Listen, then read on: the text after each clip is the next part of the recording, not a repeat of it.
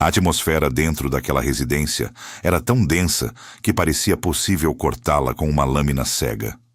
O ar carregava um cheiro acre de louça acumulada há dias na pia da cozinha, misturado ao aroma mofado de roupas úmidas que nunca chegaram a ver o sol no varal.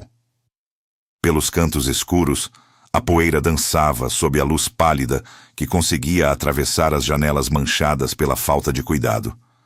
Para ela, o cenário era o espelho fiel de sua alma. Cada objeto fora do lugar parecia gritar sua total incapacidade de ser o que o mundo esperava dela.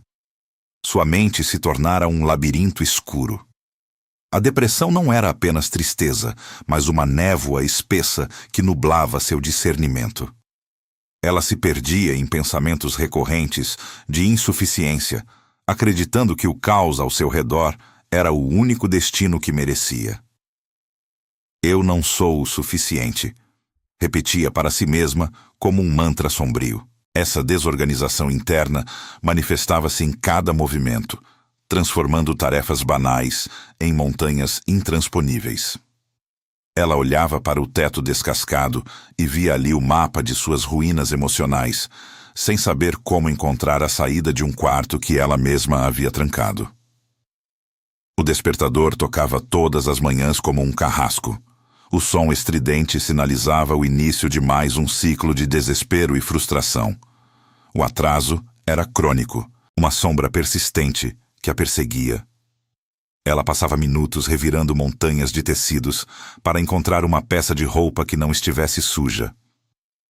Na cozinha, o café era um improviso feito com sobras frias. Seus filhos absorviam a atenção do ambiente. As crianças estavam constantemente irritadas, tomadas por uma preguiça que não pertencia à infância e uma falta de rumo que partia o coração de qualquer mãe zelosa. O golpe de misericórdia veio em uma tarde de terça-feira. Ela encontrou o marido fechando o zíper de uma mala preta. Não houve gritos, apenas um silêncio pesado e definitivo. Ele não estava saindo por falta de amor, mas por um esgotamento psicológico que lhe roubara o fôlego. Ele disse que simplesmente não conseguia mais respirar naquele ambiente. Quando a porta se fechou, o som da tranca ecoando pelo corredor vazio marcou o ponto mais baixo de sua existência. O silêncio do abandono era absoluto, e ela se viu sozinha entre os destroços de uma vida. Dias se passaram em um borrão cinzento. Ela se movia como um fantasma, alimentando-se de migalhas e tristeza. Certa tarde, enquanto tentava mecanicamente organizar o que restara de seus pertences, sua mão tocou uma capa de couro desgastada. Era uma Bíblia esquecida, um presente de anos atrás, sepultado sob pilhas de objetos inúteis. Desesperada por esperança, ela decidiu abri-la. Suas mãos tremiam visivelmente, enquanto as páginas amareladas se revelavam diante de seus olhos cansados. Ao abrir o livro sagrado, seus olhos caíram sobre um trecho que falava sobre o corpo e o lar sendo o templo do Espírito Santo. Foi como se um trovão rompesse o silêncio daquela residência. A voz de Deus ecoou em seu coração ferido. Seu lar é a minha casa também. Aquela frase era uma convocação divina. A ideia de que sua casa deveria ser um santuário para o Altíssimo causou-lhe um tremor emocional. Antes de continuarmos, inscreva-se no canal e nos conte nos comentários de onde você está assistindo. Ela olhou para as paredes encardidas e para o chão coberto de detritos, sentindo uma pequena faísca de vontade de mudar. Contudo, ao observar a imensidão do deserto que sua vida se tornara, uma pergunta sufocante surgiu em seu peito. Por onde começar, quando tudo o que restou foram ruínas e lembranças de fracasso absoluto e doloroso? Ela compreendeu que a jornada de 1000 léguas começaria com um único passo para fora de sua própria inércia.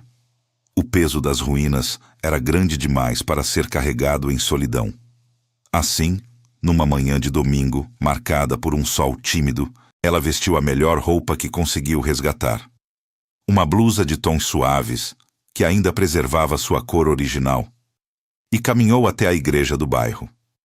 Ao cruzar o portal daquele lugar sagrado, o contraste com sua casa foi avassalador. Enquanto sua residência era um monumento ao caos, aquele ambiente transbordava uma paz que ela não compreendia racionalmente, mas que seu espírito desejava desesperadamente. O aroma fresco de limpeza, o som suave dos hinos e o acolhimento sincero das pessoas começaram a quebrar a espessa casca de gelo que envolvia seu coração. Ela se ajoelhou e se entregou em uma oração profunda, permitindo que as lágrimas lavassem a angústia acumulada. Ali, naquele banco de madeira, ela não era apenas uma mulher abandonada. Ela sentiu-se como uma filha sendo recebida de volta ao lar.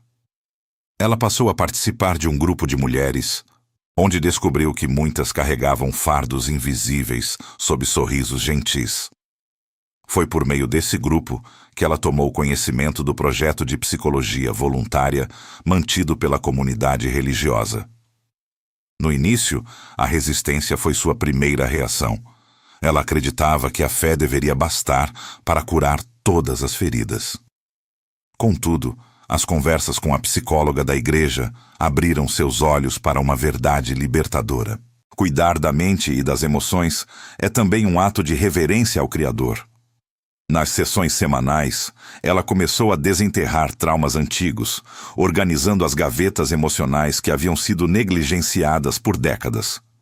Ela entendeu que a desordem externa era apenas o sintoma de sua alma fragmentada. À medida que as palavras da psicóloga lançavam luz sobre suas sombras, a clareza mental começou a retornar. A organização interna passou a ser o alicerce para a reconstrução física de seu mundo. Ao retornar para casa, o ímpeto de transformação transbordou.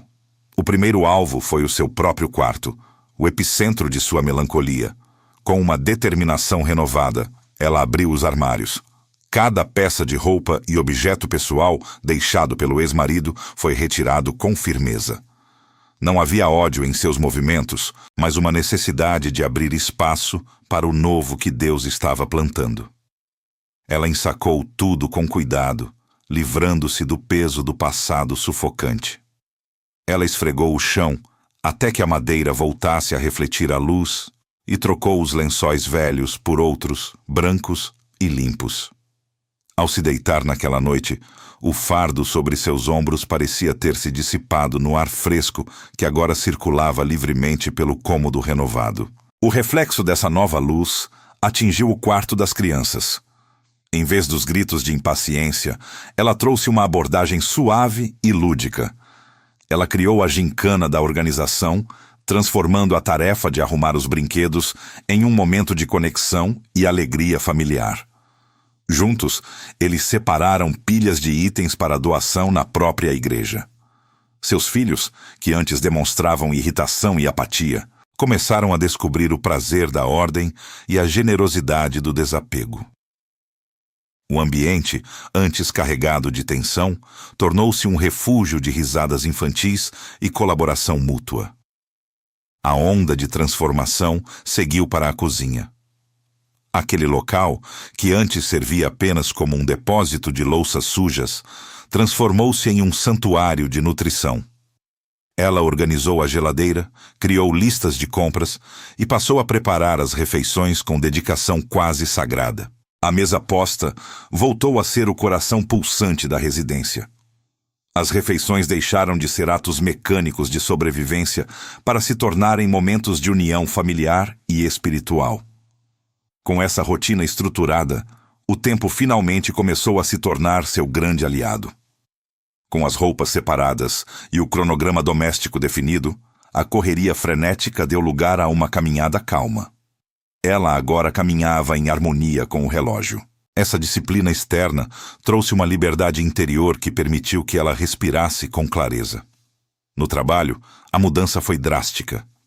Seus colegas notaram um brilho diferente e uma eficiência silenciosa em cada tarefa. Ela não era mais a funcionária distraída. Agora, ela exalava um equilíbrio admirável.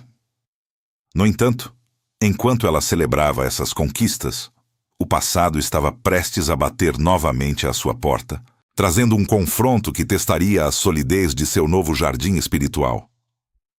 A transformação que floresceu no íntimo daquela mulher e se espalhou pelos cômodos de seu lar não tardou a transbordar para os corredores da empresa onde trabalhava. O diretor, que outrora via nela uma sombra de ineficiência e atrasos constantes, passou a observar uma mulher com olhar focado e postura erguida. Onde antes imperavam desculpas e desânimo, agora surgiam soluções proativas e entusiasmo contagiante. A clareza mental, conquistada nas sessões de terapia e na profunda comunhão espiritual, permitia que ela gerisse conflitos com uma serenidade que impressionava a todos os colegas. Não foi surpresa quando, diante de uma vacância em um cargo de liderança, seu nome foi o único citado com total confiança. O sucesso financeiro, antes uma preocupação angustiante, começou a segui-la como uma extensão lógica de sua organização interna. Ela não corria mais desesperada atrás da prosperidade. A abundância era o fruto maduro de uma árvore cujas raízes estavam finalmente firmes, nutridas pela fé e pela disciplina diária. Dentro de casa, a evolução atingiu os pequenos detalhes que transformam uma residência em um verdadeiro santuário. Os pratos lascados, lembretes de tempos de escassez e descuido, foram substituídos por louças novas e brilhantes. Toalhas perfumadas com lavanda repousavam nos banheiros e vasos de plantas vibrantes decoravam o quintal, trazendo vida onde antes só havia poeira e ervas daninhas. A residência não estava apenas limpa, ela exalava o que as crianças chamavam carinhosamente de cheiro de Deus. Aos finais de semana, o som da televisão ligada em programas vazios foi trocado por louvores suaves que ecoavam pelas janelas abertas, enquanto a família realizava faxinas alegres. A limpeza não era mais vista como um fardo opressor, mas sim como uma coreografia sagrada de gratidão pelo teto que os protegia e pela dignidade recuperada em cada canto restaurado com amor. Foi em um desses sábados ensolarados que o passado decidiu bater novamente à porta. O ex-marido chegou para buscar os filhos para um passeio agendado. Ao estacionar o carro, ele hesitou por um longo momento, conferindo o número da residência. A fachada, antes descascada e triste, estava pintada com cores acolhedoras. O jardim, que ele deixara morrer sob o peso da negligência, agora ostentava flores que balançavam suavemente ao vento. Pela fresta do portão, ele vislumbrou uma atmosfera de serenidade que jamais imaginou ser possível encontrar naquele endereço. Ele se lembrou do caos asfixiante de onde fugira, da desordem que usara como justificativa para o abandono. O que via agora era um jardim de paz que ele, com sua impaciência e falta de apoio, nunca ajudou a construir ou cultivar. Quando ela abriu o portão para entregar as crianças, o choque dele foi imediato. Ele não encontrou a mulher vulnerável e desfeita que sua memória guardava. Encontrou uma figura fortalecida, cujos olhos não buscavam mais aprovação ou clemência. Ele tentou iniciar um diálogo em tom de nostalgia, buscando resgatar a antiga dinâmica de poder onde ele detinha o controle. Suas palavras eram tentativas sutis de reaproximação, um ensaio para retornar a um lar que agora florescia magnificamente sem sua sombra. Contudo, ela percebeu que ele sentia falta da segurança que aquela nova vida transmitia, e não necessariamente da mulher que ela fora. Com calma inabalável, ela demonstrou que o perdão já havia sido concedido, mas que o lugar que ele ocupava estava definitivamente encerrado. Ela não nutria rancor, pois compreendera que o ressentimento desorganiza a alma. Ela seguiu em frente, deixando-o para trás com a imagem de uma realidade que ele não merecia mais habitar. O sol começou a se pôr, pintando o céu com tons de violeta, refletindo-se nas janelas limpas da casa. A cena final se desenrolou ao redor da mesa de jantar, o coração pulsante daquela nova existência. Ela e os filhos sentaram-se diante de uma refeição preparada com esmero. Não havia pressa, apenas presença plena. Antes de tocarem no alimento, uniram as mãos em uma oração de agradecimento profundo. Agradeceram pela ordem, pela saúde e pela presença constante do Senhor em cada detalhe. Era o testemunho vivo de que Deus opera de dentro para fora. Quando o espírito é organizado e aceitamos que nosso lar é morada do Altíssimo, a vida flui com abundância.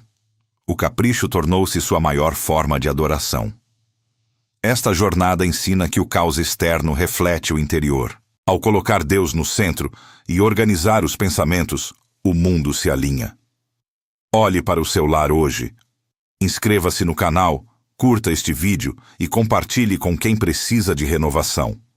A mudança começa em você.